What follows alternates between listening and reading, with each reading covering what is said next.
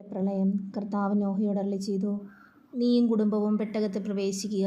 ഈ തലമുറയിൽ നിന്നെ ഞാൻ നീതിമാനായി കണ്ടിരിക്കുന്നു. ഭൂമുഖത്ത് അവയുടെ വംശം നിലനിർത്താൻ വേണ്ടി ശുദ്ധിയുള്ള സർവ്വമൃഗങ്ങളിൽ നിന്ന് ആണും പെണ്ണുമായ 7 ജോഡിയും, ശുദ്ധിയില്ലാത്ത മൃഗങ്ങളിൽ നിന്ന് ആണും പെണ്ണുമായ 1 ജോഡിയും, ആകാശത്തിലെ പറവകളിൽ നിന്ന് പൂവനും പിടയുമായി 7 ജോഡിയും കൂടെ കൊണ്ടുപോവുക. 7 ദിവസം കൂടി കഴിഞ്ഞാൽ 40 രാവും 40 പകലും ഭൂമുഖത്തെല്ലാം ഞാൻ മഴ പെയ്യിക്കും. ഞാൻ സൃഷ്ടിച്ച സകല ജീവജാലങ്ങളെയും ഭൂതലത്തിൽ നിന്ന് തുടച്ചു മാറ്റും. കർത്താവ് കൽപ്പിച്ചതെല്ലാം നോഹ ചെയ്തു. നോഹയ്ക്ക് 600 വയസ്സുള്ളപ്പോഴാണ് ഭൂമുഖത്ത് വെള്ളപ്പൊക്കമുണ്ടായത്.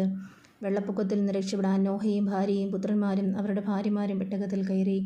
ദൈവം കൽപ്പിച്ചതുപോലെ ശുദ്ധിയുള്ളവയും അല്ലാത്തവയുമായ മൃഗങ്ങളും പക്ഷികളും ഇഴജന്തുക്കളും ആണും പെണ്ണുമായി 2 വീതം നോഹയുടെ കൂടെ പെട്ടകത്തിൽ കയറി. 7 ദിവസം കഴിഞ്ഞപ്പോൾ ഭൂമിയിൽ വെള്ളം പൊങ്ങിത്തുടങ്ങി. നോഹയുടെ ജീവിതത്തിൻ്റെ 600-ാം വർഷം 2-ാം മാസം 17-ാം ദിവസം അഗാധങ്ങളിലെ ഉറവുകൾ പൊട്ടിയൊഴുകി. ആകാശത്തിലെ ജാലകങ്ങൾ തുറന്നു. 40 രാവും 40 പകലും മഴ പെയ്തുകൊണ്ടിരുന്നു. അന്ന് തന്നെ നോഹയും ഭാര്യയും അവൻ്റെ പുത്രന്മാരായ ഷേം, ഹാം, യാഫത്ത് എന്നിവരും അവരുടെ ഭാര്യമാരും പെട്ടകത്തിൽ കയറി. അവരോടൊത്ത് എല്ലായിനം വന്യമൃഗങ്ങളും കന്നുകാലികളും ഇഴജന്തുക്കളും പക്ഷികളും പെട്ടകത്തിൽ കടന്നു. ജീവനുള്ള സകല ജഡത്തിലും നിന്ന് 2 വീതം നോഹയോടുകൂടി പെട്ടകത്തിൽ കടന്നു. സകല ജീവജാലങ്ങളും നോഹയോട് ദൈവം കൽപ്പിച്ചിരിക്കുന്നത് പോലെ ആണും പെണ്ണുമായാണ് അകത്ത് കടന്നത്. കർത്താവ് നോഹയെ പെട്ടകത്തിലടച്ചു. വെള്ളപ്പൊക്കം 40 നാൾ തുടർന്നു. ജലനിരപ്പ് ഉയർന്നു. പെട്ടകം പൊങ്ങി ഭൂമിക്ക് മുകളിലായി. ഭൂമിയിൽ ജലം വർദ്ധിച്ചുകൊണ്ടേയിരുന്നു. പെട്ടകം വെള്ളത്തിന് മീതെ ഒഴുകി. ജലനിരപ്പ് വളരെ ഉയർന്നു. ആകാശത്തിന് കീഴെ തലയുയർത്തി നിന്ന സകല പർവ്വതങ്ങളും വെള്ളത്തിനടിയിലായി. പർവ്വതങ്ങൾക്ക് മുകളിൽ 15 മുഴം വരെ വെള്ളമുയർന്നു. ഭൂമുഖത്ത് ചരിക്കുന്ന എല്ലാ ജീവജാലങ്ങളും പക്ഷികളും കന്നുകാലികളും കാട്ടുമൃഗങ്ങളും ഇഴജന്തുക്കളും മനുഷ്യരും ചത്തൊടുങ്ങി. കരയിൽ വസിച്ചിരുന്ന പ്രാണനുള്ളവയെല്ലാം ചത്തു. ഭൂമുഖത്തുനിന്ന് ജീവനുള്ളവയെല്ലാം മനുഷ്യനെയും മൃഗങ്ങളെയും ഇഴജന്തുക്കളെയും ആകാശത്തിലെ പക്ഷികളെയും അവിടെ നിന്ന് തുടച്ചു മാറ്റി. നോഹയും അവനോടൊപ്പം പെട്ടകത്തിലുണ്ടായിരുന്നവരും മാത്രം അവശേഷിച്ചു. വെള്ളപ്പൊക്കം 150 ദിവസം നീണ്ടു നിന്നു. ജലപ്രളയത്തിൻ്റെ അന്ത്യം. നോഹയെയും പെട്ടകത്തിലുണ്ടായിരുന്ന എല്ലാ ജീവജാലങ്ങളെയും കന്നുകാലികളെയും ദൈവം ഓർത്തു. അവിടുന്ന് ഭൂമിയിൽ കാറ്റ് വീശി. വെള്ളമിറങ്ങി. അഗാധങ്ങളിലെ ഉറവകൾ നിലച്ചു. ആകാശത്തിൻ്റെ ജാലകങ്ങൾ അടഞ്ഞു. മഴ നിലയ്ക്കുകയും ചെയ്തു. ജലം പിൻവാങ്ങിക്കൊണ്ടിരുന്നു.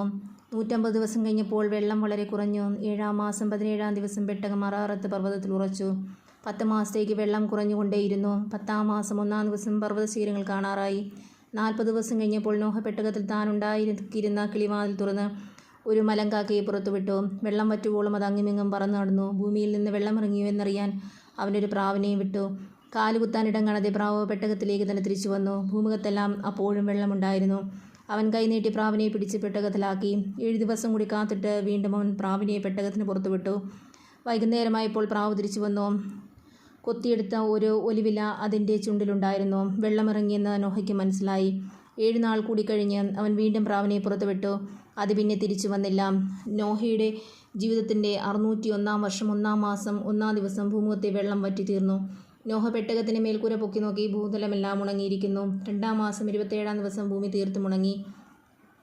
ദൈവം നോഹയോട് പറഞ്ഞു, ഭാര്യാപുത്രന്മാർ അവരുടെ ഭാര്യമാർ എന്നിവരോടുകൂടി പെട്ടകത്തിൽ നിന്ന് പുറത്തിറങ്ങുക.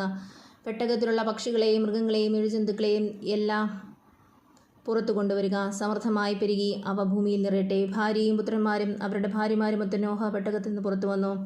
മൃഗങ്ങളും ഇഴജന്തുക്കളും പക്ഷികളും ഭൂമുഖത്ത് ചലിക്കുന്നവയൊക്കെയും ഇനം തിരിഞ്ഞ് പുറത്തേക്ക് പോയി. നോഹ ബലിയർപ്പിക്കുന്നു. നോഹ കർത്താവിനൊരു ബലിപീഠം നിർമ്മിച്ചു. ശുദ്ധിയുള്ള എല്ലാ മൃഗങ്ങളിലും പക്ഷികളിൽ നിന്ന് അവൻ അവിടത്തേക്ക് ഒരു ദഹനബലി അർപ്പിച്ചു. ആ ഹൃദ്യമായ സുഗന്ധം ആസ്വദിച്ചപ്പോൾ കർത്താവ് പ്രസാദിച്ചരുളി, അവൻ കാരണം ഭൂമിയെ ഇനി ഒരിക്കലും ഞാൻ ശപിക്കുകയില്ല. എന്തെന്നാൽ തുടക്കം മുതലേ അവൻ്റെ അന്തരംഗം തിന്മയിലേക്ക് ചാഞ്ഞിരിക്കുകയാണ്. ഇപ്പോൾ ചെയ്തതുപോലെ ജീവജാലങ്ങളെയെല്ലാം ഇനി ഒരിക്കലും ഞാൻ നശിപ്പിക്കുകയില്ല.